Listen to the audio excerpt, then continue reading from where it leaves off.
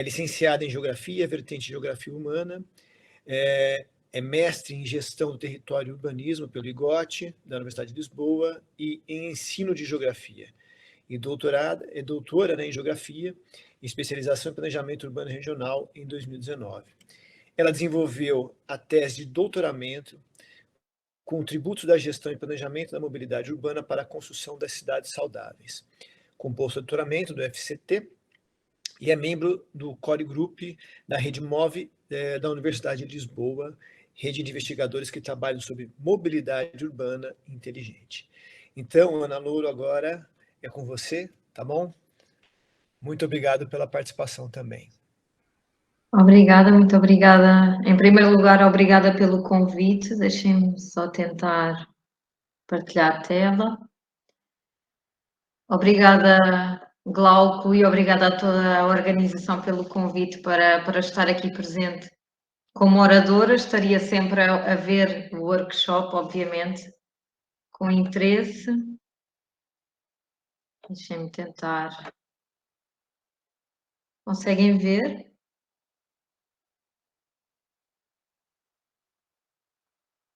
Estão a conseguir ver alguma coisa? Sim. Sim. Ok, é que eu agora deixei de vos ver. Vou precisar dessa ajuda. Novamente agradecer poder estar aqui convosco e poder transmitir algumas ideias, alguns pensamentos, não tão à frente como o professor Paulo nos acabou de mostrar, mas para mais do que trazer soluções ou soluções finais, quero mais trazer dúvidas, questionamentos para a nossa pesquisa coletiva. E, claro, obrigada a todos os que estão a assistir à nossa sessão. Relativamente a esta apresentação, terá uma abordagem, como o professor Glauco disse, muito mais do planeamento e da geografia e do território, mas com uma componente social também muito forte, não é? Porque, no fundo, nos territórios, o que interessa mais, como disse a professora Eduarda, é a população e é a componente social. O grande desafio desta sessão, e eu pedia também ao professor Glauco para me ir assinalando o tempo, está bem? Para eu não me perder. O grande desafio desta apresentação é fazer aqui um cruzamento entre estes três grandes conceitos, não é? O ambiente urbano, os espaços verdes e a cidade saudável. Portanto, tentar, de alguma forma, perceber como é que o ambiente urbano, que todos sabemos que é muito diverso, não é? Acabámos de ouvir alguns exemplos diferenciados entre São Paulo e outras áreas, aqui em Portugal é exatamente o mesmo. Vamos tentar perceber como é que o ambiente urbano integra os espaços verdes, não é? Como é que têm aparecido, qual é a sua importância e qual é a sua função. E, por outro lado, como é que os espaços verdes têm contribuído para construir ou para desenvolver cidades cada vez mais saudáveis, não é? E, claro que a questão última, que também foi discutido pelo professor Paulo e complementado com os vários intervenientes nas questões, é como é que nós podemos medir esta cidade saudável, não é? E estas mudanças. Assumo que esta última questão ficará por resolver no futuro. Sendo assim, os principais pontos desta apresentação será muito brevemente entender o que é o ambiente urbano, não é? E perceber que há vários problemas, não vou de todos especificá-los, mas há uma lista imensa de problemas aos quais nós devemos ter cuidado quando fazemos planeamento, não é? E quando tentamos construir ou melhorar os nossos territórios. E aqui há a ligação ao segundo ponto, que é então qual é o papel dos espaços verdes no ambiente urbano, como é que eles podem melhorar as nossas cidades. E num terceiro ponto, mais operativo, vamos discutir aqui um pouco a construção de cidades saudáveis a partir dos espaços verdes. E aqui vamos ter duas abordagens. Uma abordagem do que o que é que está a ser feito em Portugal e em particular em Lisboa, uma perspectiva da oferta, mas também da procura dos espaços verdes. E terminarei com algumas notas finais e desafios para o futuro. Então, relativamente a este primeiro ponto, só para enquadrar, porque o nosso público junta, tal como vimos, várias comunidades, a comunidade médica, a comunidade da geografia e do planeamento e, com certeza, muitas outras. Vamos só ter algumas notas sobre o que é o ambiente urbano, não é? E a que é que se refere. Quando falamos de ambiente urbano, estamos a falar, obviamente, de uma área, de um território, que dentro dele apresenta não só um contexto físico, mas também combina a questão económica e a questão sociocultural, não é? E tudo isto dentro de uma área densamente povoada e construída. E esta densidade de povoamento e de construção traz-nos vantagens, nomeadamente a proximidade a vários serviços, a vários equipamentos, mas também alguns problemas, como a questão do trânsito e do tráfego, como já foi falado, da poluição que esse acarreta, entre outros problemas. Este ambiente urbano é também caracterizado pelas várias atividades que aí ocorrem, não é? As atividades humanas, as várias infraestruturas e estruturas que aí acontecem e as relações sociais e económicas que este espaço em particular promove. E um último ponto fundamental é que tudo isto gera um complexo sistema interligado, tudo dentro da mesma área, do mesmo território. Estes aspectos, obviamente, são muito generalistas, portanto, é uma definição generalista de ambiente urbano, e como planeadores e como geógrafos, e exatamente como foi falado há pouco, o contexto é muito importante, há que ter em consideração que há uma multiplicidade de espaços e ambientes urbanos e de características particulares destes mesmos ambientes, que devem ser tidas em conta, obviamente. Dentro do contexto urbano, como já foi dito anteriormente, há muitos desafios de diversos domínios, diversas naturezas, que surgem também a diversas escalas, desde a escala micro até à escala macro, onde obviamente se incluem os ambientes urbanos, as nossas cidades, e para complicar ainda mais a situação, estes problemas relacionam-se uns com os outros. Muitas vezes de forma comum, ou seja, onde há um problema também surge outro, outras vezes, quando tentamos minimizar um determinado problema, podemos estar a constituir um novo problema. Nomeadamente, só dando um exemplo, quando nós diminuímos de forma obrigatória o tráfego e o congestionamento, nomeadamente controlando o número de carros que circulam na cidade, podemos estar a criar um problema social de dificuldade de acesso a determinados equipamentos. Não é? Isto para dizer que não é só listar os problemas, mas compreender a complexa relação entre eles. Os problemas são vastos, alguns relacionados com as infraestruturas, com o planeamento do território, outros de cariz mais social, onde se levanta a questão da exclusão e da desigualdade, ou a habitação inadequada, como a professora Eduarda comentou, e outros problemas mais relacionados com a questão ambiental, da gestão dos recursos naturais, dos resíduos que nós provocamos ou da poluição de forma geral. E o último problema de grande dimensão e de enorme complexidade de resolução relacionado com as mudanças climáticas.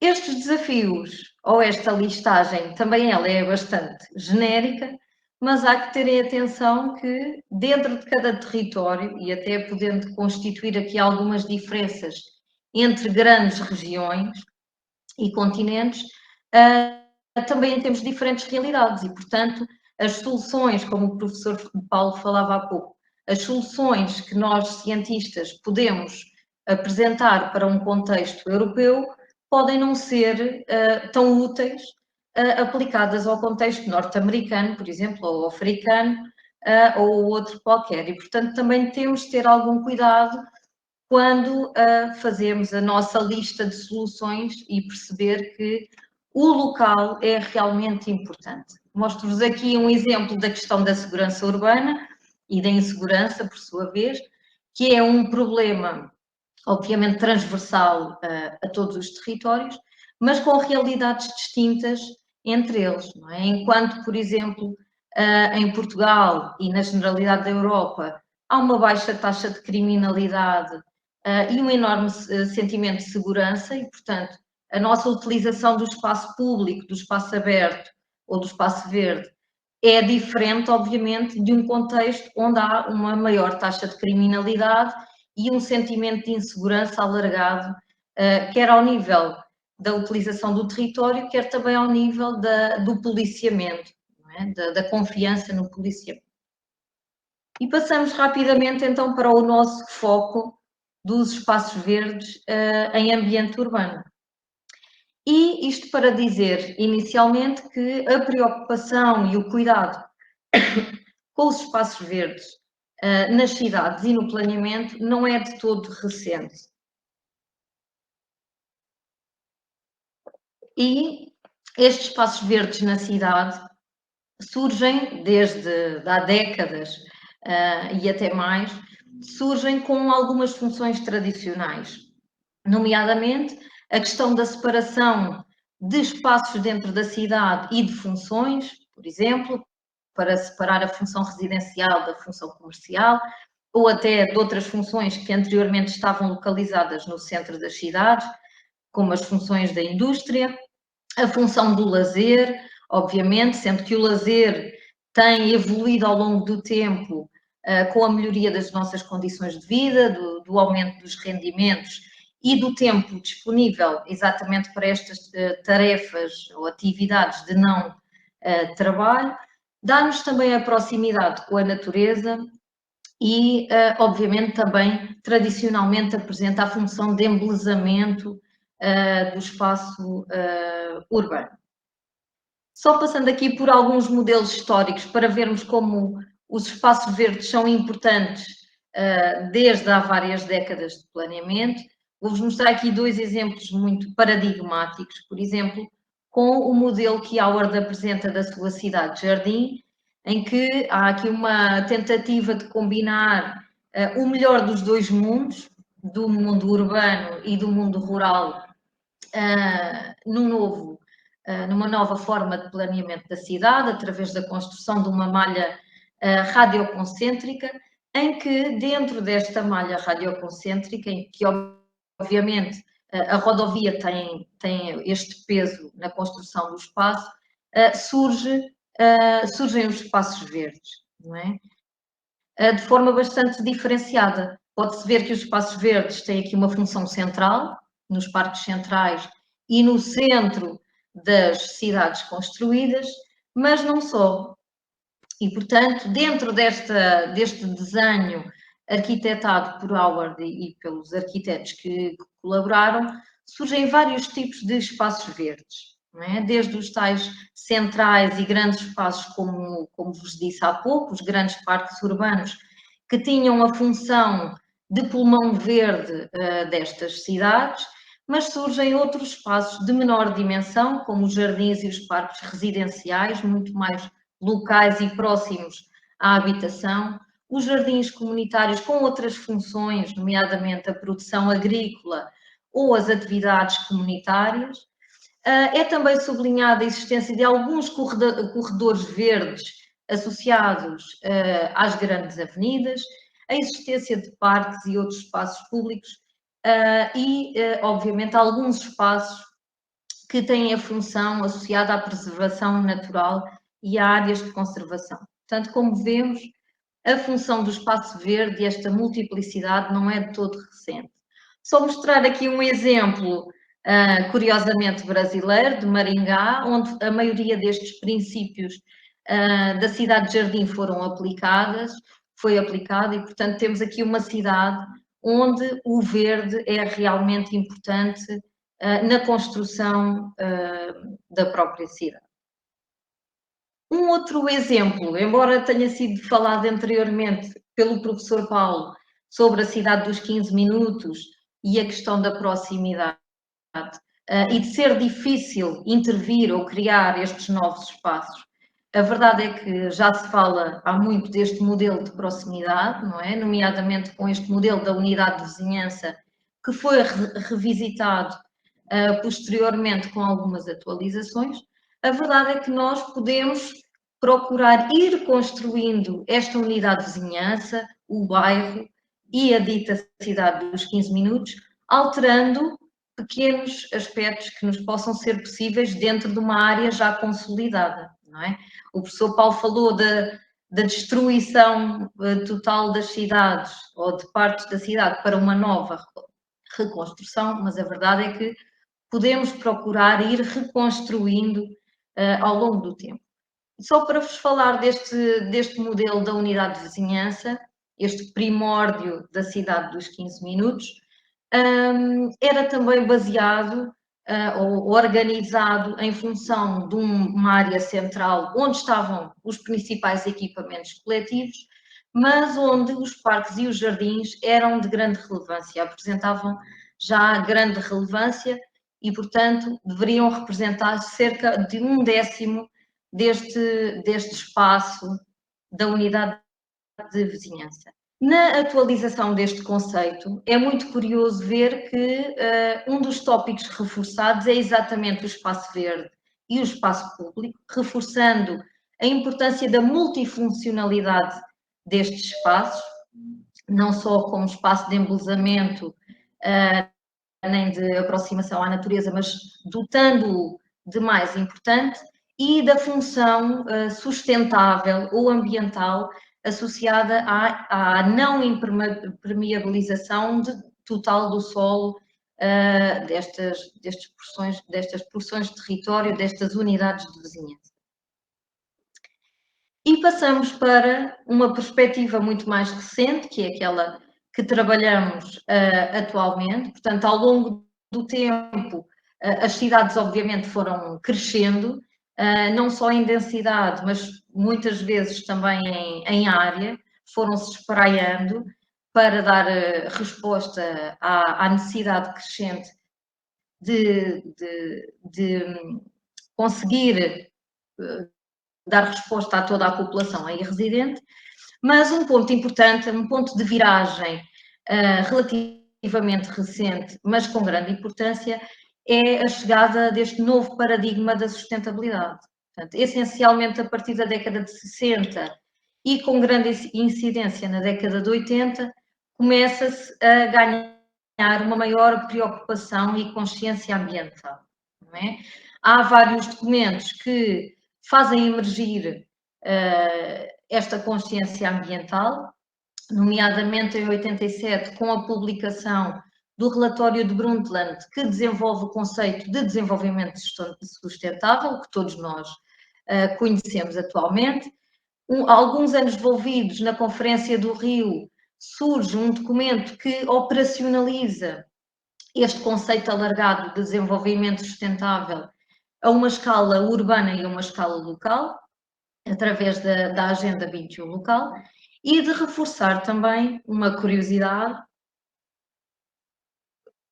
que é a reformulação ou a atualização da Carta de Atenas, não é? Da década de 30, que surge aqui revisitada e também reformulada, introduzindo as mudanças e os paradigmas atuais dentro dos espaços urbanos. Aqui dentro deste novo paradigma da sustentabilidade e associado ao planeamento urbano, surge o movimento do novo urbanismo, em que se corta com os paradigmas anteriores a nível de planeamento de território, e só para vos apresentar dois movimentos dentro deste novo urbanismo, vamos aqui focar o urbanismo verde, claro, não podia faltar quando falamos em espaços verdes, em que dá-se obviamente uma grande prioridade à introdução do verde e dos elementos naturais dentro da cidade, associado a novas práticas sustentáveis. Não é? Este urbanismo verde, claro que procura a preservação do ambiente e da sustentabilidade, sem esquecer a questão da qualidade de vida da população. Portanto, não há aqui um esquecimento da população e da comunidade. Este urbanismo verde junta aqui 3 grandes fatores mais ambientais e infraestruturais, relacionado com a energia e com os materiais, com a água e biodiversidade, e um terceiro com o planeamento e o transporte, e o quarto pilar associado então à questão da comunidade com as características socioculturais do território onde estamos a olhar. Este urbanismo verde, portanto, dentro destes 4 pilares e dos vários domínios que vai puxar, dá destaque a um particular sobre o papel dos parques e dos jardins dentro deste urbanismo verde e destaca aqui uma série de funções. Que funções é que estes parques e jardins têm no território ou ganham dentro deste movimento? Ganham a função, como também foi sendo falado ao longo destes vários movimentos, de integração com a natureza, obviamente, a relação natureza, biodiversidade e comunidade. Um segundo aspecto valorizado a partir da década de 80, da sustentabilidade ambiental e da procura de um design urbano mais ecológico, não é? Na tentativa de fazer uma melhor gestão dos recursos naturais e de conservar os existentes. Um terceiro aspecto relacionado com a comunidade, com o seu bem-estar e com a função de recriação desta comunidade, obviamente, e portanto estes espaços verdes ganham a função de oferecer à comunidade espaços de bem-estar, espaços onde se possam desenvolver atividades físicas, por exemplo, e de promover a relação interpessoal. E uma quarta função relacionada com a resiliência climática / resiliência urbana, em que estes espaços verdes acabam por tentar minimizar alguns fenómenos associados às alterações climáticas, como a questão das temperaturas extremas, das ilhas de calor ou a gestão de cheias ou secas, consoante as áreas que estamos a analisar. Só de referir que dentro deste urbanismo verde, a relação entre as cidades e a saúde também já foram estudadas e, portanto, há uma cadeia de relações entre o tipo de espaços verdes, por um lado, e o tipo de contacto que estes espaços verdes existentes nos permitem com a natureza, se é só uma questão de paisagem e de observação, se é o contacto físico com elementos naturais, se é a tranquilidade, até a questão do som e dos cheiros. Portanto, que tipo de ambiente estes espaços verdes nos proporcionam, a relação com alguns fatores da nossa saúde e o que é que triggers, que gatilhos é que ele provoca, e já está identificado que há alguns gatilhos relacionados com a nossa questão psicológica, de stress, por exemplo, com alguns mecanismos químicos do nosso corpo, com também, obviamente, a promoção de oportunidades de atividade física e interação social e alguns efeitos diretos que resultam deste contacto com a natureza. Não podemos esquecer, dentro desta relação entre espaços verdes e a nossa saúde física e mental, há alguns fatores a várias escalas. Portanto, temos de considerar alguns determinantes individuais, outros sociais e também as características do ambiente mais alargado. E, portanto, há alguns pressupostos de desenho para esta cidade verde através da intervenção dos seus espaços verdes, focado na quantidade e qualidade dos espaços, na acessibilidade, como também já foi falado. Nós podemos ter os espaços verdes, mas se a nossa acessibilidade é difícil, a sua utilização vai ser menor, obviamente, na diversidade dos espaços e a associar a isto tudo a questão da nossa percepção individual relativamente quer ao espaço, quer à vantagem que eu tenho em utilizar esse espaço.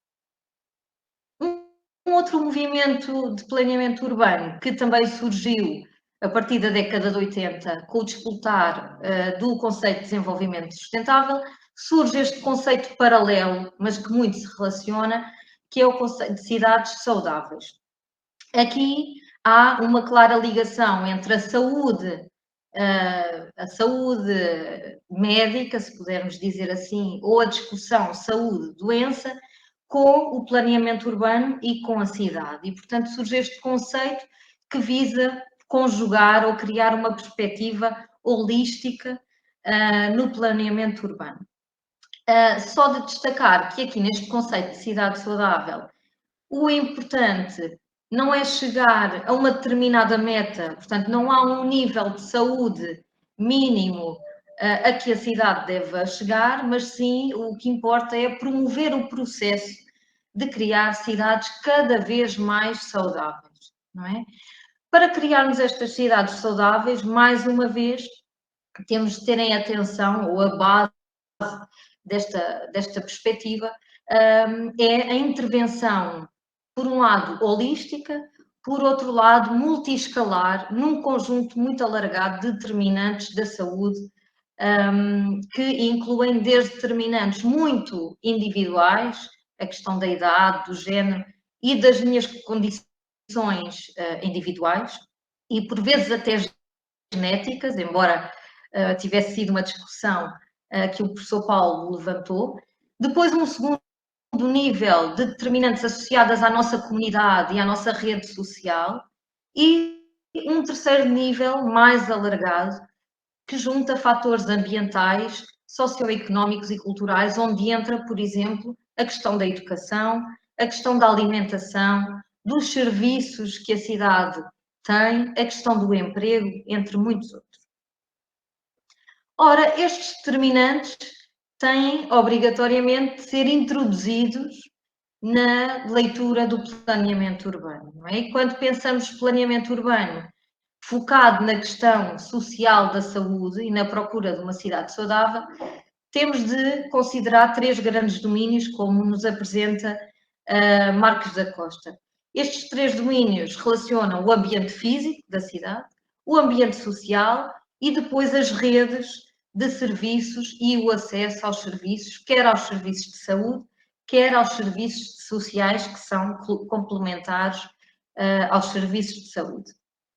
Contudo, dentro deste domínio, destes 3 domínios do planeamento urbano, há que considerar ainda que há uma série de condicionantes, também a várias escalas, não é? Os condicionantes mais locais ou regionais, onde poderemos considerar a tipologia ou a característica da nossa comunidade ou as questões da especialização dos nossos territórios, em que conseguimos intervir de forma mais local, mais específica, mas, por outro lado, temos algumas condicionantes muito globais, não é? Por exemplo, relacionadas com as alterações climáticas, que nos é muito difícil de controlar, não é?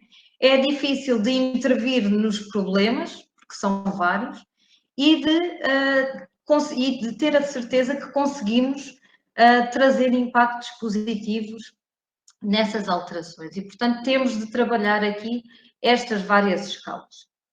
Mostro-vos apenas, passando muito rapidamente, alguns princípios que constituem a cidade saudável.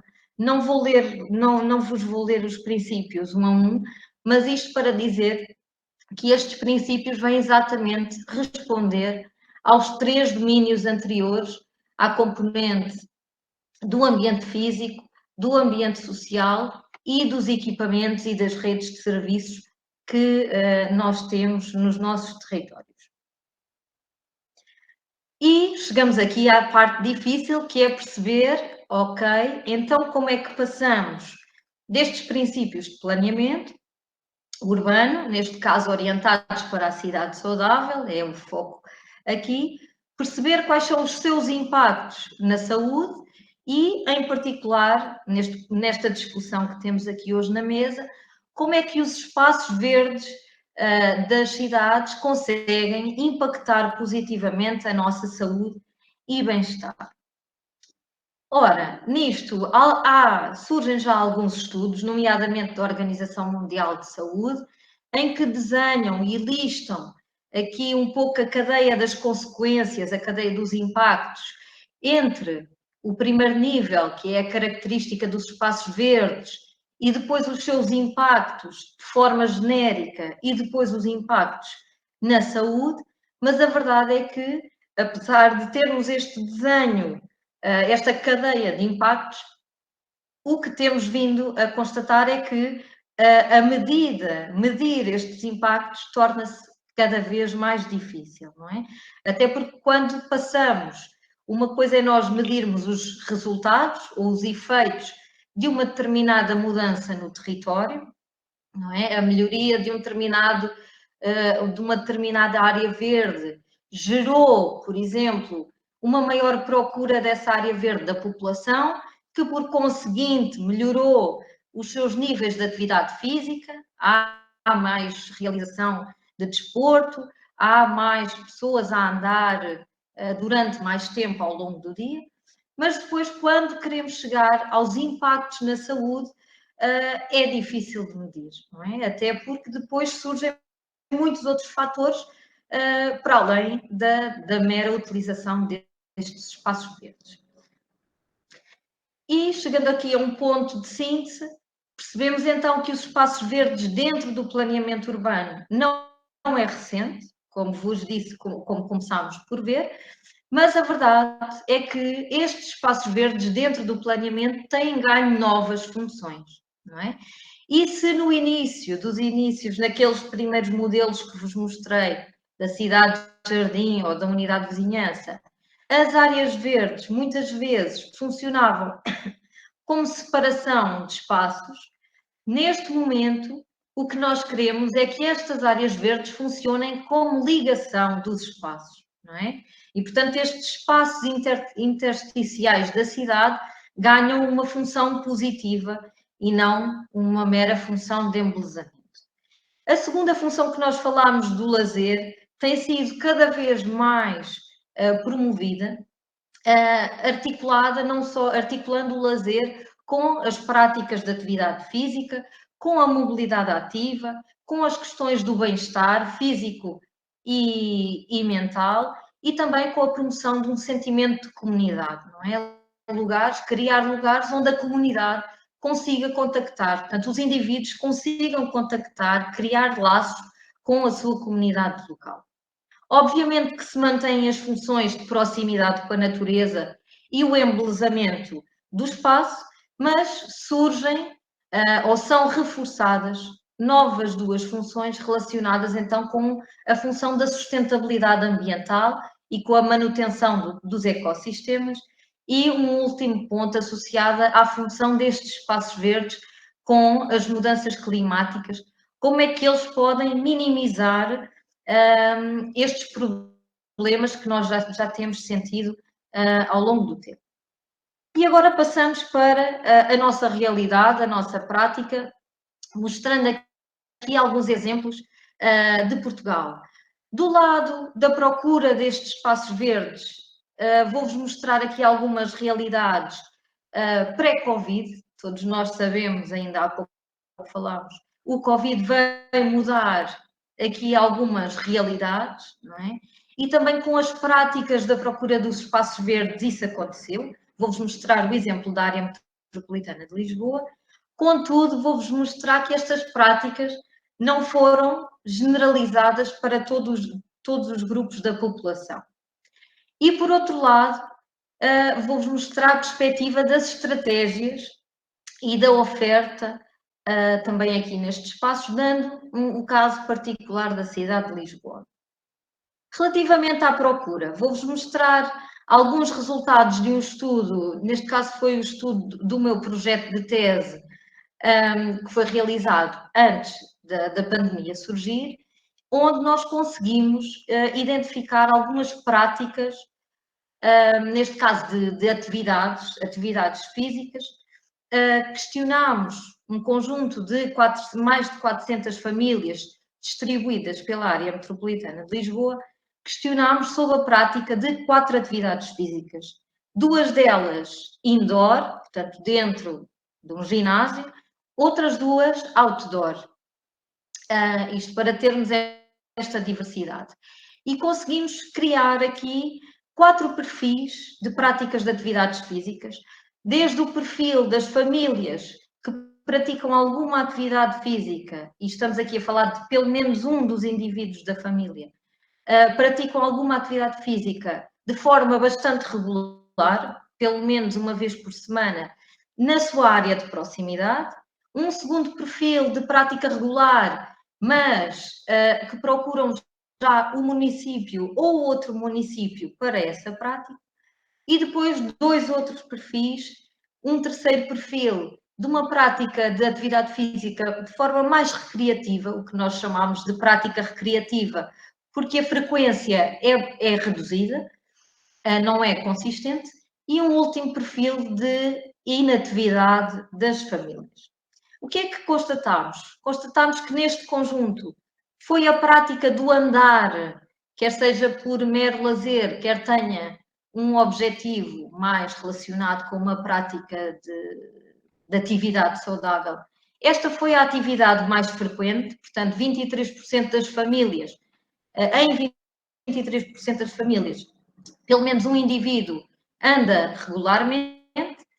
E depois, olhando para a localização destas atividades, a localização da proximidade, do bairro, é a que mais se destaca. Portanto, quase 1/3 da população que pratica alguma atividade física faz na proximidade da habitação. E, mais uma vez, aqui é exatamente o andar a pé ou o andar de bicicleta onde se realiza nas proximidades da habitação. Não é? Portanto, levanta aqui a importância do local de residência e da proximidade.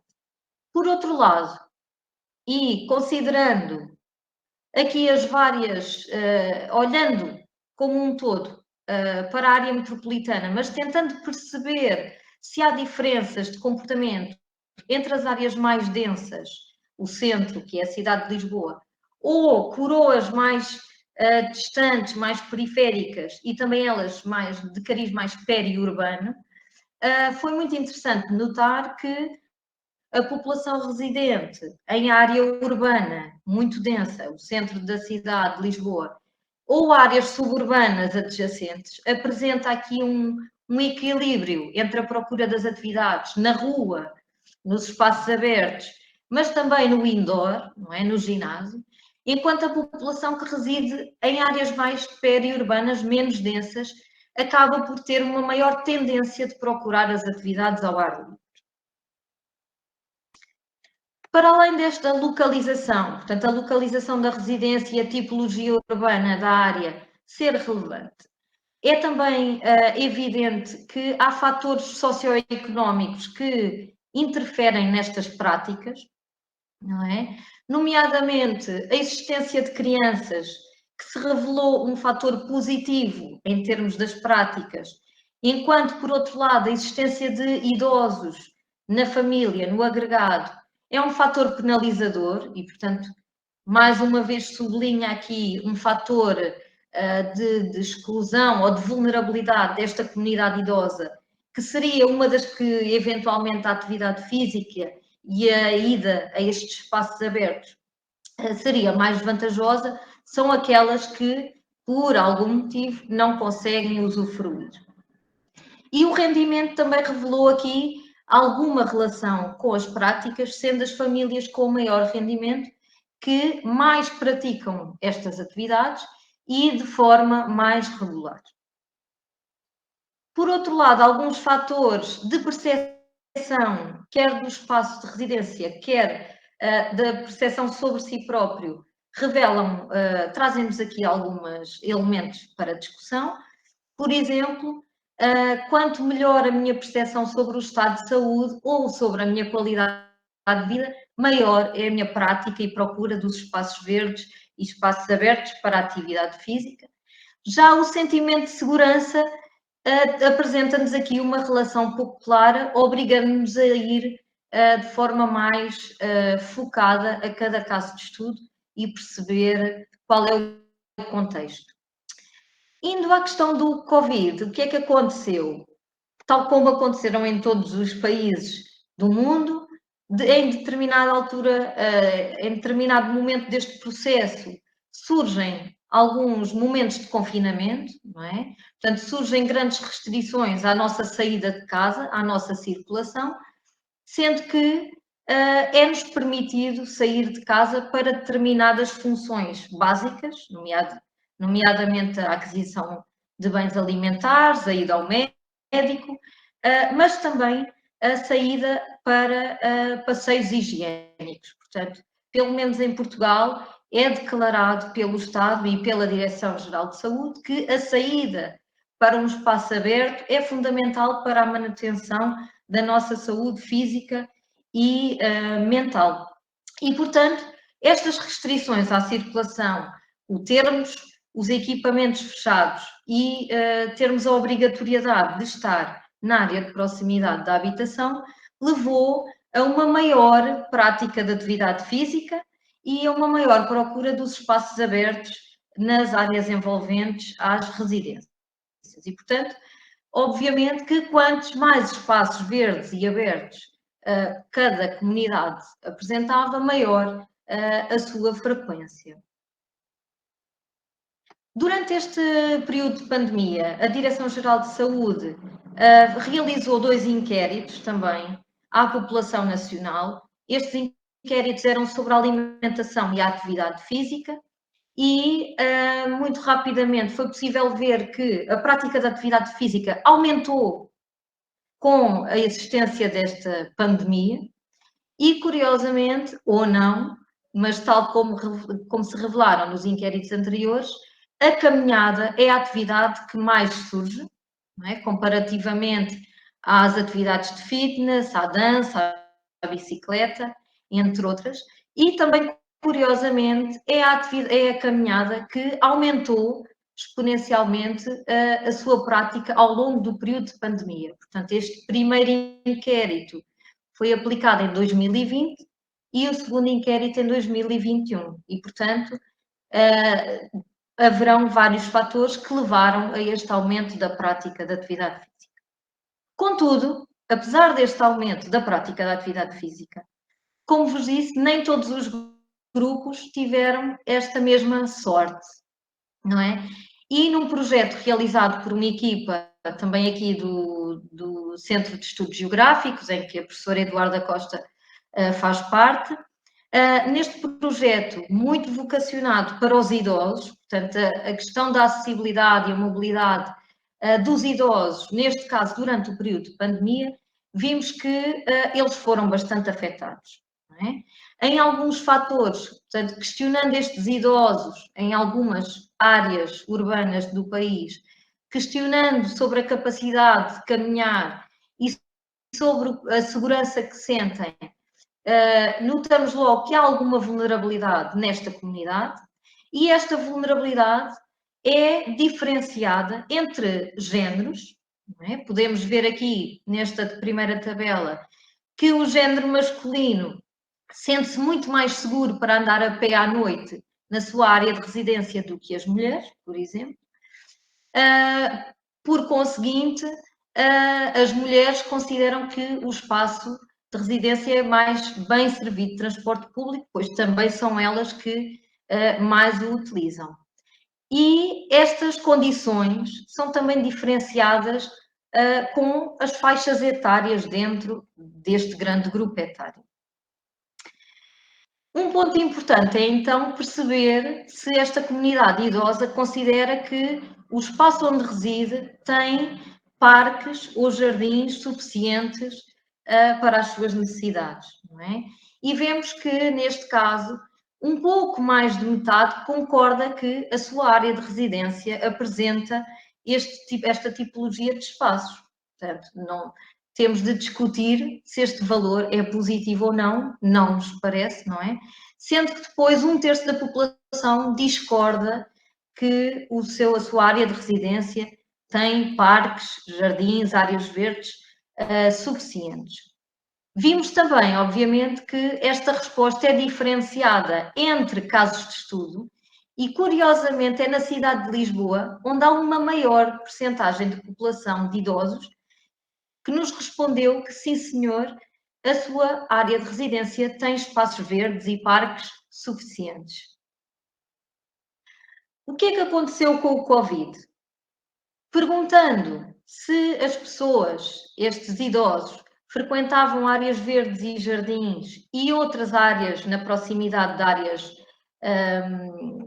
beira-mar ou beira-rio, o que é que faziam antes e depois do Covid, é muito claro que a procura destas áreas verdes diminuiu. E diminuiu de duas formas.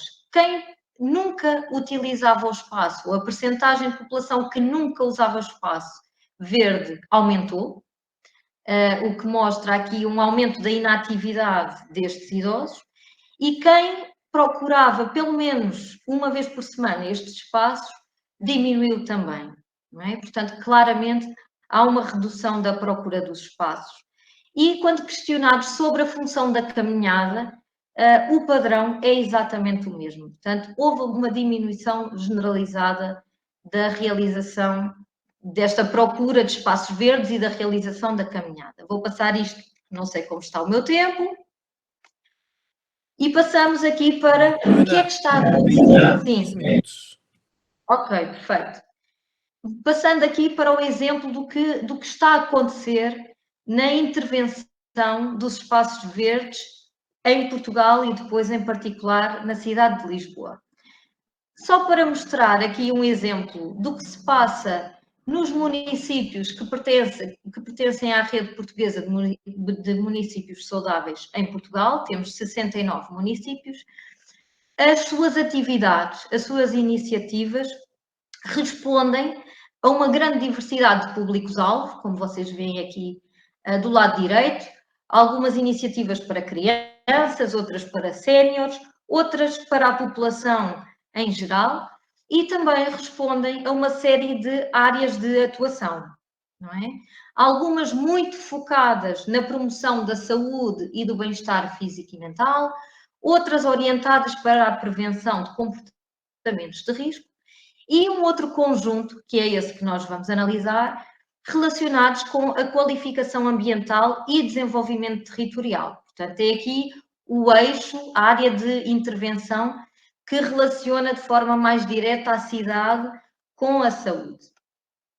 E aproveitando aqui um estudo de um aluno de mestrado que foi orientado pelo professor Paulo Morgado e por mim, em que estudámos a saúde mental e o espaço urbano, portanto aqui a relação entre estes dois domínios, este nosso aluno analisou a listagem de iniciativas associadas à qualificação ambiental e desenvolvimento territorial realizado por aqueles 69 municípios e, muito claramente, considerando estes vários domínios do ambiente urbano, desde a segurança urbana, o espaço público, o edificado, os transportes, etc., claramente foi muito evidente o foco na intervenção dos espaços verdes e dos espaços azuis. Portanto, neste contexto, nesta diversidade de determinantes do espaço urbano,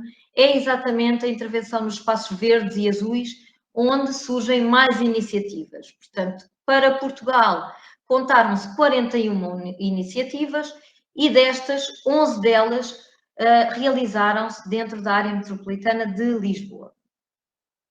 Que tipo de iniciativas são estas? Deixamos aqui apenas duas, depois podemos falar sobre outras, mas uma delas é, por exemplo, esta iniciativa Parques com Vida no município de Loures. E em que é que consiste esta iniciativa?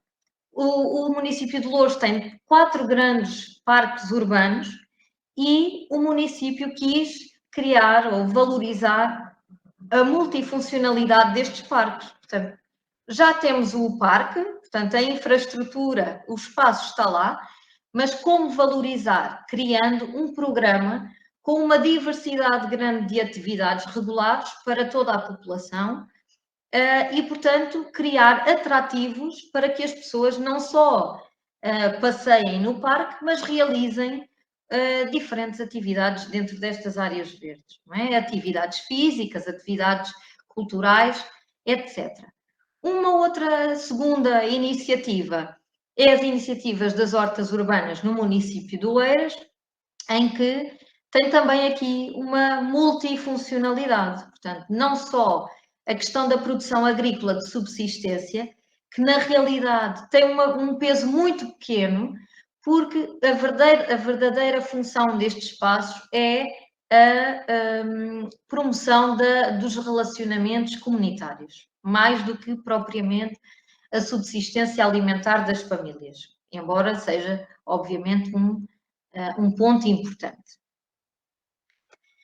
Uma segunda estratégia que eu vos gostaria de mostrar, porque foi realmente muito disseminada no contexto europeu, é a estratégia que a cidade de Lisboa tem vindo a implementar nos últimos 10 anos, que fez com que em 2020 Lisboa ganhasse o prémio de capital verde europeia.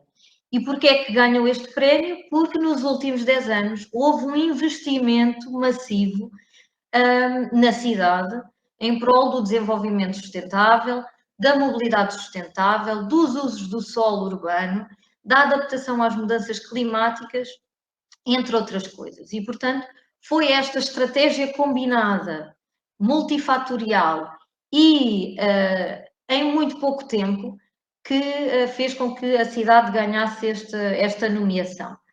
Esta intervenção ou esta estratégia tem como objetivo máximo chegar à neutralidade carbónica em 2050, portanto, temos mesmo de agir de forma muito rápida. Vou-vos mostrar muito rapidamente aqui algumas iniciativas que aconteceram, têm dimensões muito diferentes. Por exemplo, há a procura do aumento da mancha verde dentro da cidade. Nós temos uma grande mancha verde, que é uma área florestal do Monsanto, que tem 10 hectares, portanto é 1/8 da área da cidade, que é muito importante, mas a cidade, ou a autarquia, quer aumentar em quase 20% a área verde da cidade, criando grandes parques verdes, corredores verdes e pequenos espaços verdes. Um outro exemplo, ou um exemplo dentro desta mancha verde, é exatamente este corredor verde do Val de Alcântara. Portanto, o que é que a cidade planeou e já está operativo? Um corredor verde ao longo de todo um vale da cidade, um vale que tem vários problemas, não só infraestruturais, havendo várias áreas de cheia todos os anos ao longo deste vale, mas também tem vários bairros sociais que estão desligados da cidade e, portanto, este corredor verde ganha aqui várias funções. Ganha a função natural de absorver estas águas que surgem das chuvas e que provocam sempre inundações, e esta água é armazenada para reciclagem e utilização na rega ou na lavagem das estradas. E, por outro lado, este corredor verde tem também toda uma ciclovia que vem ligar várias estações de comboio da cidade e liga também estes bairros sociais que antigamente estavam desligados da malha urbana da cidade. Outro grande exemplo é a renovação de uma praça central, a Praça de Espanha, onde se criou um grande jardim, portanto havia uma rotunda enorme com um espaço verde completamente inutilizável. E agora esse espaço verde já é utilizado pela população.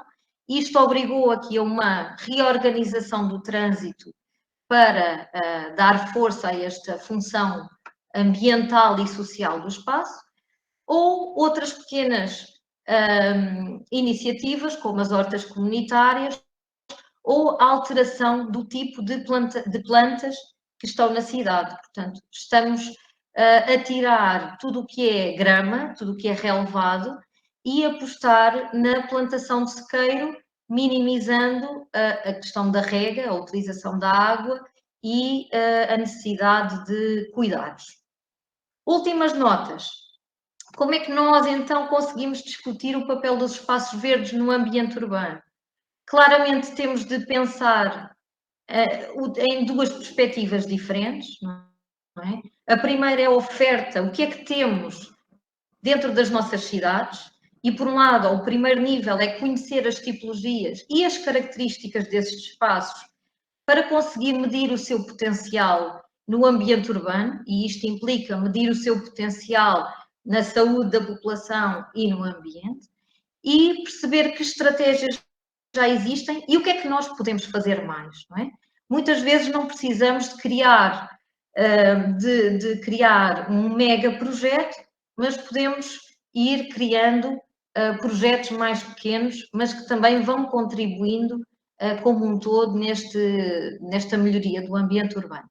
E, por outro lado, a oferta é insuficiente, não é? Conhecer a oferta ou melhorar a cidade é totalmente insuficiente, porque nós queremos que, aliada a esta oferta, haja uma procura e, portanto, precisamos de conhecer os utilizadores deste espaço verdes e as suas condições, obviamente, e até diria que mais do que conhecer os utilizadores, porque é fácil, é conhecer os não utilizadores, perceber quem são e porque é que não procuram estes espaços verdes, não é? E, com base neste conhecimento dos utilizadores e não utilizadores, procurar medir os impactos na saúde, no seu bem-estar e na componente ambiental. Não é? E tudo isto tendo por base algumas funções importantes do espaço verde, a sua multifuncionalidade, a sua qualidade, a sua atratividade e, obviamente, a sustentabilidade. Não é? E só com estes três grandes fatores, a questão da oferta, da procura e destes 4 valores, é que conseguiremos construir cidades mais saudáveis. Deixo aqui 3 questões de debate futuro, não é? Que são os grandes desafios. Como é que, será que estas cidades, as nossas cidades, estão a promover espaços de qualidade para os seus utilizadores?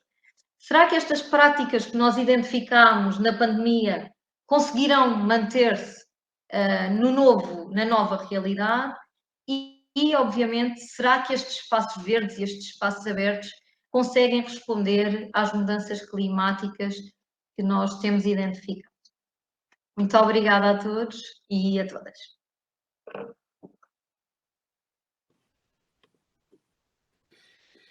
Muito bem, Ana. Estamos, né, bem no horário. Eu vou abrir então a discussão, né? Eu como mediador dessa palestra, eu gostaria de saber se alguém tem alguma pergunta. Por favor, levante a mão e a gente vai fazer aí na ordem que aparecer aqui na nossa fila, tá?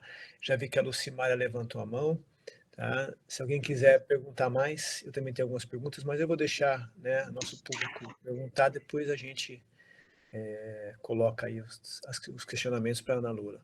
Muito obrigado pela palestra, viu, Ana? Acho que foi muito esclarecedora, acho que a gente vai ter vários pontos aí de contato para a gente debater, tá? Mas eu vou abrir então para a nossa plateia. Lucimara? Eu ia até perguntar, Glauco, se tiver uma ordem, eu posso ficando depois, porque eu já participei, né, do Paulo, para dar chance, mas não vi manifestações, então vou seguir. Parabéns, Ana, acho muito enriquecedor. Eu estava até aqui no chat, numa conversa paralela com o Glauco, né, colocando algumas questões aí importantes para a nossa pesquisa daqui, né? Mas, assim, na verdade, eu queria colocar 2 questões. Primeiro, se você incorporou também na sua pesquisa os princípios do urbanismo sanitarista, porque eu vi que você fez esse resgate histórico, se esses princípios entraram também nessa sua leitura histórica. E uma segunda questão é sobre nossas diferenças aí, né, entre nossos países, que a gente vê que tem uma desigualdade social muito grande no Brasil e uma atuação do mercado imobiliário muito forte nas definições de planejamento urbano. Então, quando você traz esse título, né, Lisboa, capital verde europeia, se isso aí em Portugal acaba sendo cooptado pelo mercado, porque, como acontece aqui no Brasil, tem escolhas de locais de intervenção que o mercado ele já se articula a essas a essas localizações para fazer investimentos, isso provoca uma transformação urbana e chega, né, na valorização imobiliária e gentrificação. Então, eu acho que é uma fórmula que a gente vê muito evidente aqui no Brasil, e eu queria saber se em Portugal, né, especificamente Lisboa, é um desafio também. É isso. Olá, Lucimara, novamente. Trouxe questões muito pertinentes, obrigada pela intervenção. Relacionada com os princípios dos movimentos que nós poderíamos trazer, há diversos movimentos urbanos, não é? Não só recentes, das últimas décadas, mas como eu mostrei, um pouco mais antigos, que podem justificar ou que já introduziam estes nossos princípios que temos estado aqui a discutir, especialmente hoje, sobre os espaços verdes e espaços abertos. Espaços abertos, vocês dizem espaços livres, não é? Glauco, como é? Pronto, é o mesmo, é só para acertar o nosso dicionário. Na verdade, e eu trabalhei no doutoramento sobre cidades saudáveis, portanto a pesquisa tinha esse fundamento por base. Eu fiz alguma resenha histórica e passei rapidamente pelos movimentos sanitaristas, rapidamente.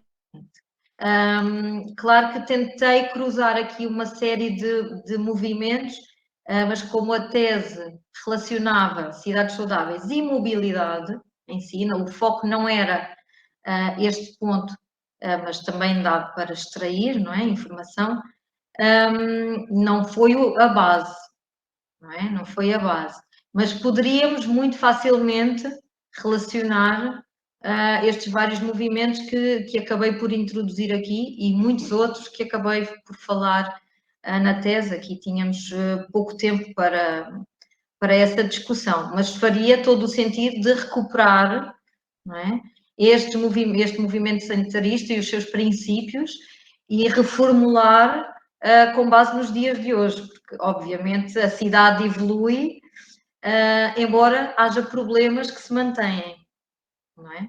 E outros que surgem.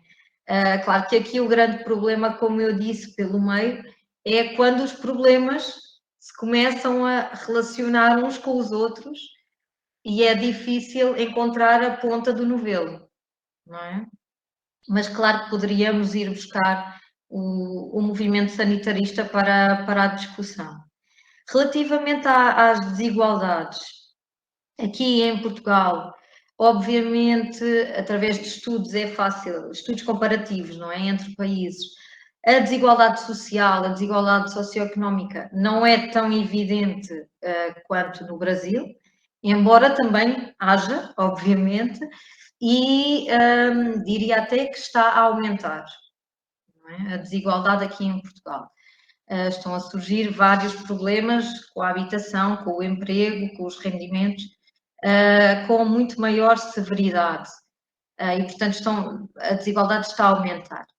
E isto puxando para a questão da Lisboa Capital Verde, obviamente que para os residentes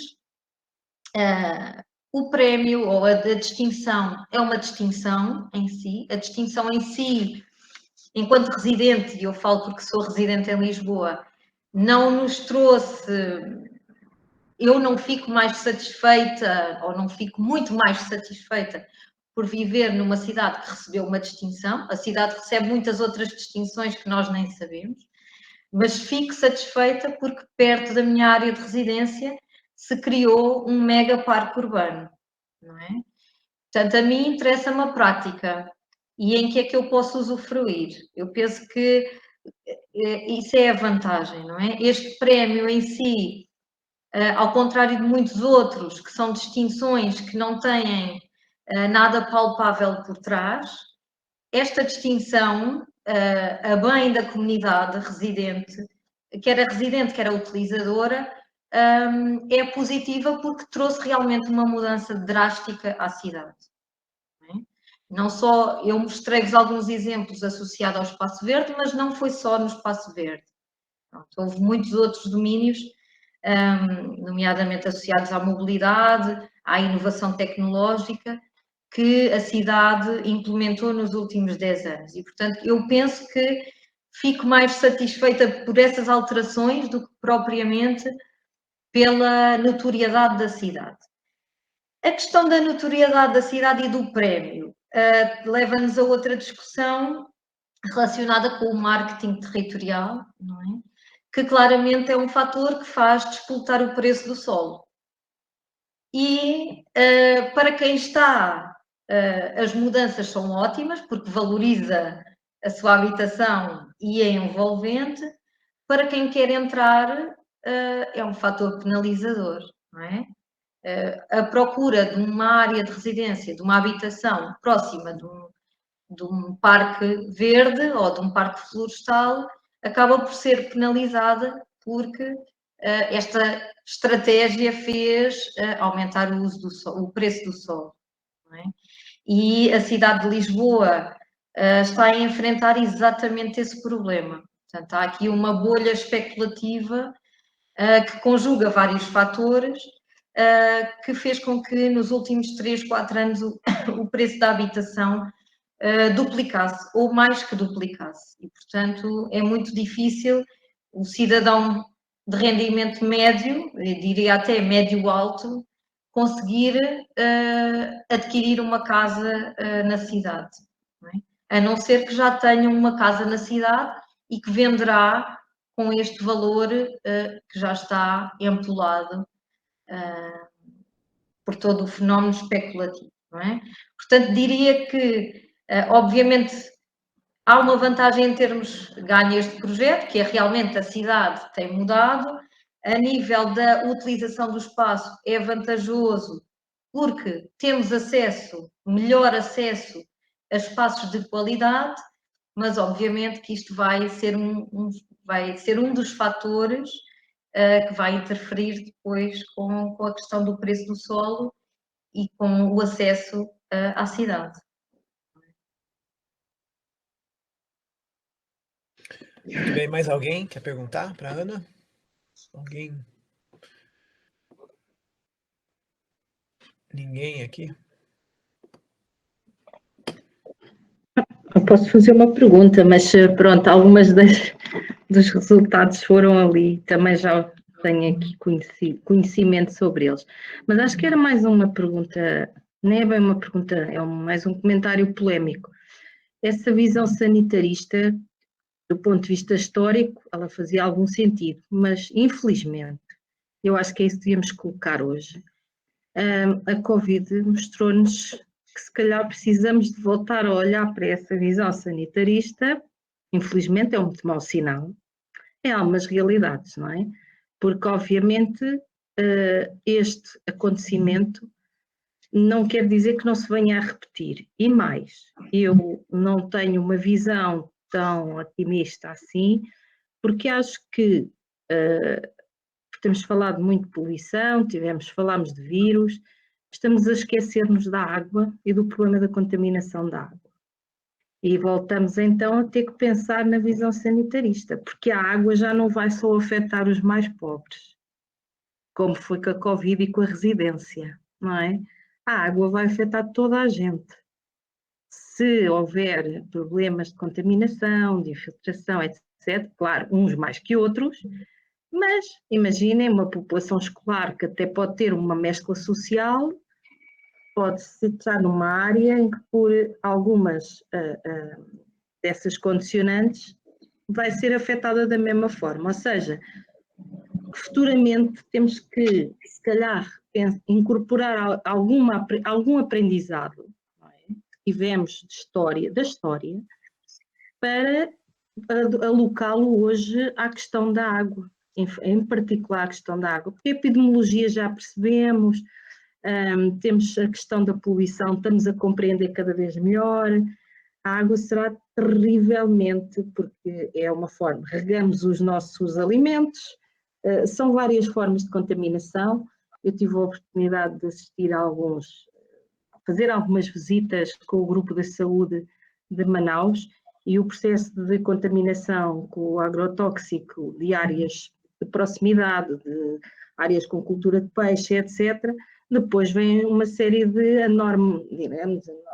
anormalidades de evolução ou de doença que ninguém consegue explicar.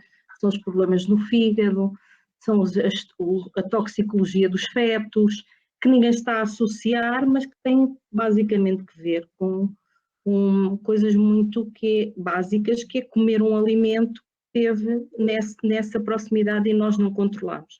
Ou seja, era mais uma provocação que não é histórico, já não é passado, mas pode vir a estar tão atual, e temos que aprender com a história, porque acho que há aqui elementos que vamos precisar de outra vez de os estudar. E, portanto, não sei, Ana, com certeza, se queres fazer algum comentário, mas acho que é muito relevante. Sim, eu concordo totalmente com a professora Eduarda, e quando estava a preparar esta apresentação, que obviamente é quase uma reflexão individual sobre o tema, não é? Porque isto agora levava-nos aqui a muitas dissertações. Estava a pensar sobre o tema e dei por mim realmente a voltar aos movimentos históricos, não é? E pensar, mas bolas, já pensámos nisto antes? Não é tão diferente assim. A realidade é diferente, temos outros problemas, mas há princípios que serão sempre princípios, não é? E, portanto, às vezes, mesmo aqui na academia, queremos cortar drasticamente com tudo, não é? Criar uma perspectiva nova, criar um movimento novo, quando, na verdade, o que nós podíamos aproveitar do que já se pensou até há vários séculos atrás, é muito relevante para nós. E, portanto, por isso é que eu fui repescar aqueles outros 2 exemplos. Foi mesmo pessoal, numa de perceber, ok, isto já foi pensado, não é novo, não é? Claro que agora temos novas realidades, novos fenómenos, e, portanto, temos é de atualizar o nosso pensamento, mas aproveitar o que já aconteceu, não é? Que também já está suportado na história, e já conseguimos também avaliar o efeito dessas medidas e dessas decisões, não é? Isso que eu ia falar, aprender com o que a gente já construiu para atualizar, mas também tentar enxergar o que nós construímos até aqui no sentido prático também, né? O que deu resultado, ou então até que ponto aplicamos realmente essas ideias no passado, né? Alguém tem mais alguma pergunta? Senão eu vou fazer uma pergunta para a Ana. Não sei se alguém mais quer colocar alguma coisa. Na verdade, não é uma pergunta, né? Mas assim, são algumas reflexões, né, que a gente vai tendo ao longo desse dia, né, e também da sua apresentação. Quarta-feira eu assisti uma palestra do PNUM, que é o Portuguese Network on Urban Morphology, uma pesquisadora aí de Lisboa. Ela apresentou um conceito bem interessante, que é a cidade porosa, né? Que ela compara o centro de Lisboa, aliás, as tipologias, né, morfológicas de Lisboa, do centro à periferia, e como do centro a gente tem uma cidade muito mais compacta, né, uma cidade muito mais densa, e essa porosidade vai aumentando, né, ao longo que a cidade vai se expandindo em rumo à periferia através de novos modelos, né? E uma coisa que me chama a atenção é Lisboa, a cidade de Lisboa, não a área metropolitana de Lisboa, mas a cidade de Lisboa, ela tem a mesma população que Uberlândia, né? Mas ela é muito mais compacta, ela é muito mais densa. E eu percebo que a periferia tem várias áreas, né, que ainda estão a serem ocupadas, ou então não sei se são áreas verdes ou áreas em potencial de construção. Eu percebo que há uma porosidade maior, né? E a minha pergunta vai essa. São nessas áreas, nessas franjas urbanas que Lisboa está se trabalhando mais espaços verdes. E uma coisa que eu fico muito essa é a primeira pergunta, né?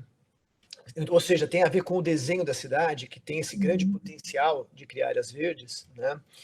E a segunda pergunta diz muito em função da forma, né, de vida aí que me parece que Lisboa, pelo menos é uma percepção de uma pessoa de fora, né?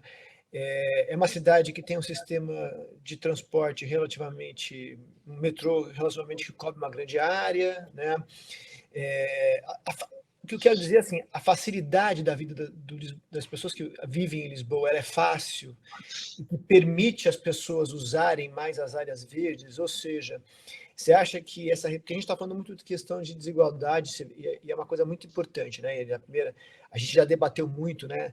Mas eu gostaria de saber, assim, como é que a vida é fácil, né, em Lisboa, pelo menos é uma percepção sua, ou seja, há uma boa distribuição da questão das escolas, já que você falou das unidades de vizinhança, né? Há uma boa distribuição, né, das escolas, dos espaços comerciais, das facilidades do cotidiano, do emprego, né, onde é que as pessoas vão e vêm trabalhar, que permite que as pessoas usem mais essas áreas verdes ou não na sua hora, no seu tempo vago, então na sua hora, né, que ela se dedica a essa força.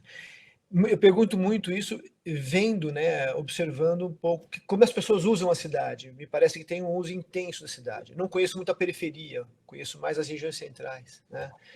Então, assim, como as áreas verdes têm se destacado nesse estilo de vida, né, urbano, né, das pessoas que vivem em Lisboa. Então, são essas duas perguntas. Ok, muito obrigada, Glauco, também pelas suas questões, também muito interessantes. Realmente, a cidade de Lisboa, percebe esse conceito da cidade porosa, realmente o centro é muito mais denso, não é?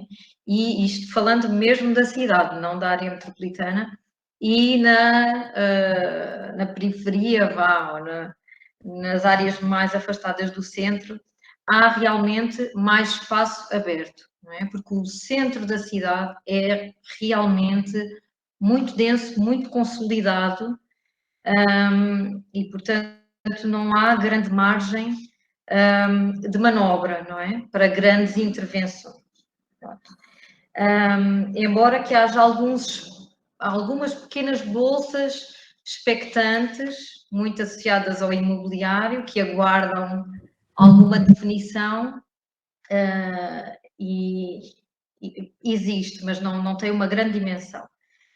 Isto falando aqui dentro da cidade de Lisboa, a verdade é que o que tem havido a nível de intervenções sobre os espaços verdes é que se tem tentado diversificar o tipo de intervenções, não é? Não podemos criar novos parques urbanos num espaço completamente consolidado, é impossível, está fora de questão destruir um edifício ou um quarteirão para criar um espaço verde, por exemplo, ou um espaço aberto.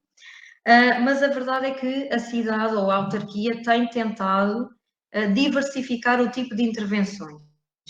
E, portanto, surgem algumas intervenções novas, criação de novo espaço, mais realmente na cintura afastada da cidade, não é? Nas áreas mais periféricas, que ainda têm algum espaço aberto, mas depois também tem-se tentado compensar com intervenções muito locais, ao nível do quarteirão, da rua, da praça, e criar aí novos pequenos espaços, não é? Ou requalificar o espaço que existe, neste sentido de, às vezes até temos o espaço, mas não é confortável, não é apetecível ao utilizador, não é? Não nos chega a ter só um relevado, uma zona grande de grama, porque se isto está no meio de uma rotunda, não é? No meio de uma, não é rotunda, como é que se diz no Brasil? Rotatória. Uma rotatória, é muito desconfortável passar com uma criança de colo no meio da rotatória, não é? E, portanto, tem havido esta diversidade de intervenções. E, por outro lado, tal como eu vos mostrei até o exemplo da intervenção na Praça de Espanha, essa é realmente uma intervenção de larga escala e que se decidiu claramente e politicamente que a comunidade, a população e o uso do espaço era prioritário em função, em detrimento do automóvel. Foi uma decisão política muito contestada pelos residentes e pelos utilizadores, mas foi uma decisão política nesta estratégia de tornar a cidade mais verde, não é? E, portanto, houve uma grande intervenção, mesmo física. Portanto, durante 2 anos, que calhou nos anos da Covid, aquela zona, que são vários hectares, estiveram em obras e num grande caos, não é? Mas lá está, é uma decisão política forte que gera algum mal-estar na população, ou porque perdem a função do automóvel, ou porque são muitos anos de obra, mas depois no fim a população adere, não é? Quando vê o parque e quando consegue usufruir daquele espaço que anteriormente não usufruía, a população adere.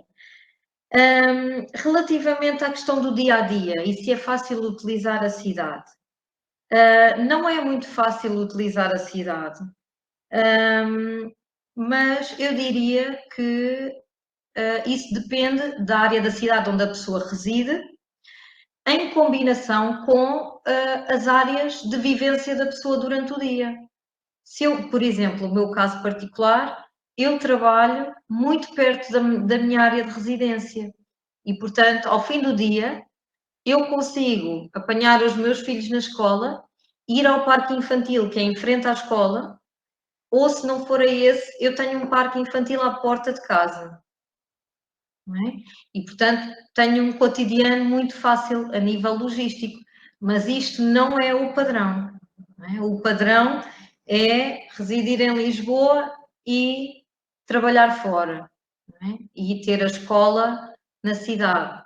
E, portanto, eu penso que é uma combinação das duas coisas. A forma como a cidade está estruturada, mas também o cotidiano da pessoa e a sua lógica, não é? A sua necessidade. Penso que esse é o fator. Não podemos pôr a culpa toda na cidade, não é? Porque se eu quiser andar de transporte público, é fácil, não é? Dentro da cidade, não estou a falar para fora. E isto leva-nos a pensar outra coisa, claro, leva-nos a pensar o cotidiano, e muitos de nós, inclusivamente eu, aqui no Centro de Estudos Geográficos, estudamos exatamente o cotidiano da família, porque eu não posso querer que o indivíduo pratique 1 hora de exercício físico ou vá 1 hora ao jardim todos os dias, se ele passa 1 hora no trânsito, não é? Ou se sai do trabalho às 10 da noite. Portanto, temos é muito mais complexo, não é? Do que castigar só a cidade. E isto leva-nos a outra discussão, que é a questão dos espaços e da sua função. Voltando ao meu exemplo, uma coisa é eu falar de frequentar grandes parques urbanos, que estão em posições estratégicas da cidade, não é? Algumas mais centrais, outras mais periféricas.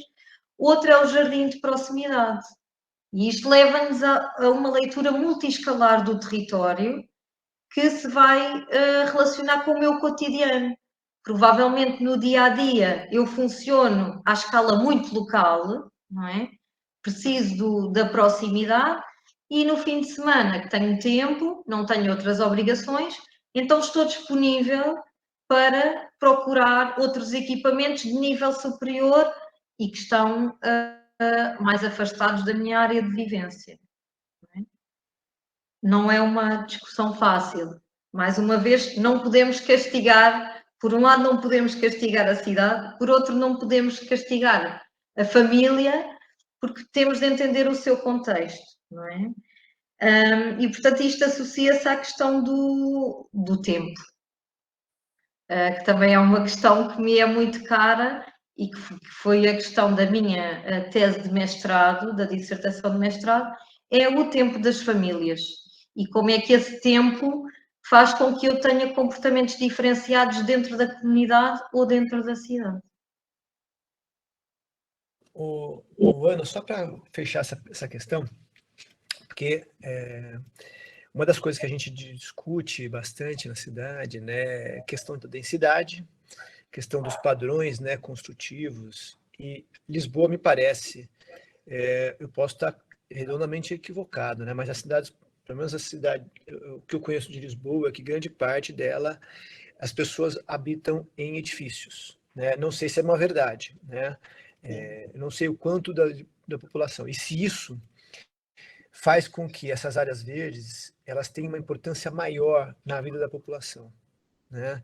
Aqui em Uberlândia, como grande parte das cidades médias brasileiras, né, não talvez São Paulo, embora São Paulo, mesmo a gente tendo a imagem de que ela é muito verticalizada, há uma cidade horizontal muito presente, né, e muito intensa, né, eu não sei dados, mas acredito que a cidade seja mais até horizontal do que vertical, e nas cidades do interior nem se fala isso daí. Portugal é ao contrário, ou Lisboa é ao contrário, né? E isso faz com que a área verde tenha uma importância no cotidiano da pessoa de uma forma diferente, ou seja, é o lugar onde eu vou levar meu filho, onde eu vou levar meu cachorro, onde eu vou me exercitar, é onde eu vou encontrar meu vizinho, é onde eu vou respirar um pouco de ar, ou sair do meu invólucro, né, em algum momento. Não sei se isso é uma verdade ou não. Sim, eu diria, claro que essa questão é muito subjetiva, não é? Teríamos de fazer um inquérito alargado, mas eu diria que sim, que tem razão.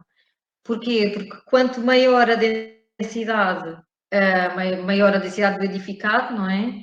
E menos espaço a pessoa tem.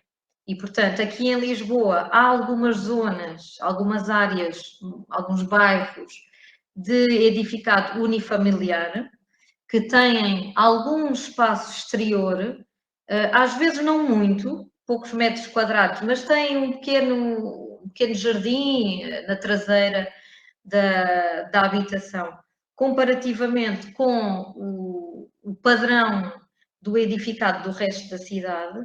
Claro que na outra ponta das tipologias, se falarmos do condomínio fechado, temos condomínios fechados em que já têm a função verde ou a função do espaço aberto incluída no próprio condomínio, não é? Ou do parque infantil, há muito isso, e portanto é colmatada esta necessidade do espaço e necessidade da rua, não é? Do ar da rua.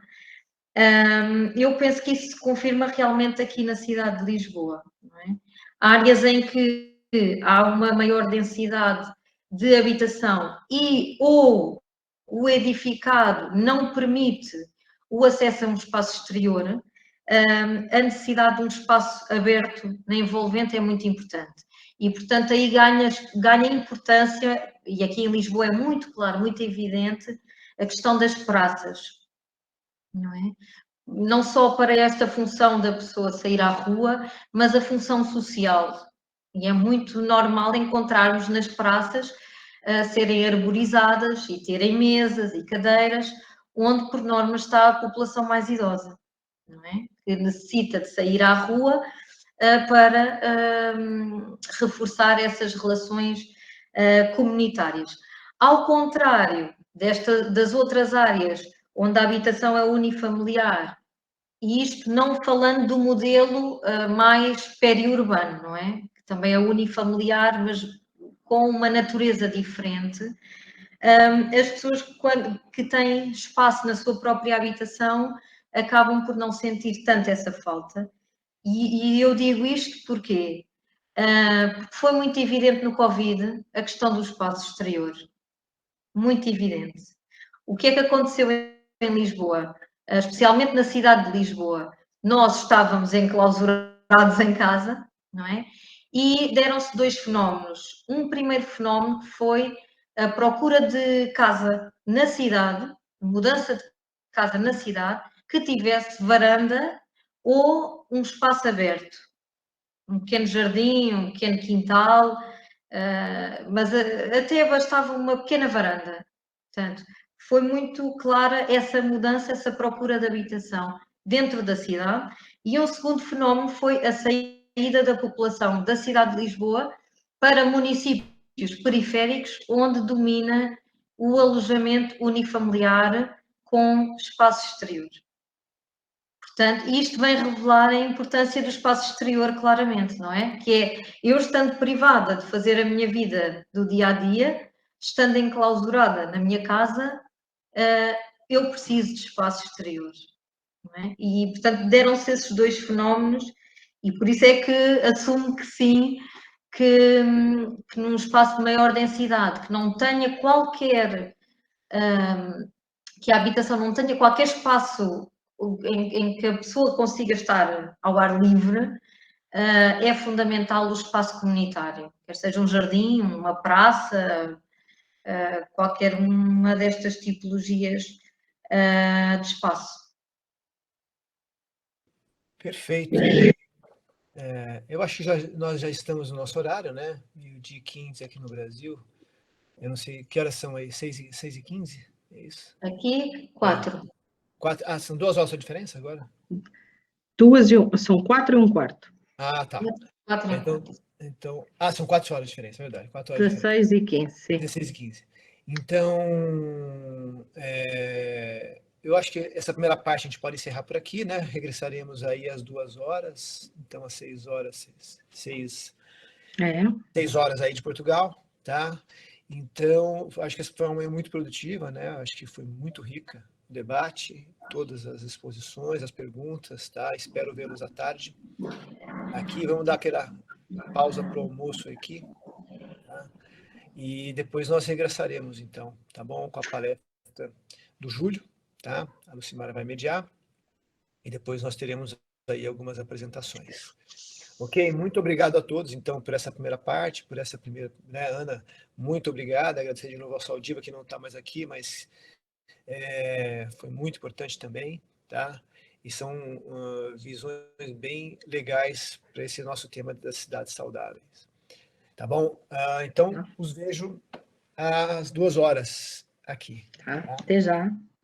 Até um grande abraço a todos. Até já.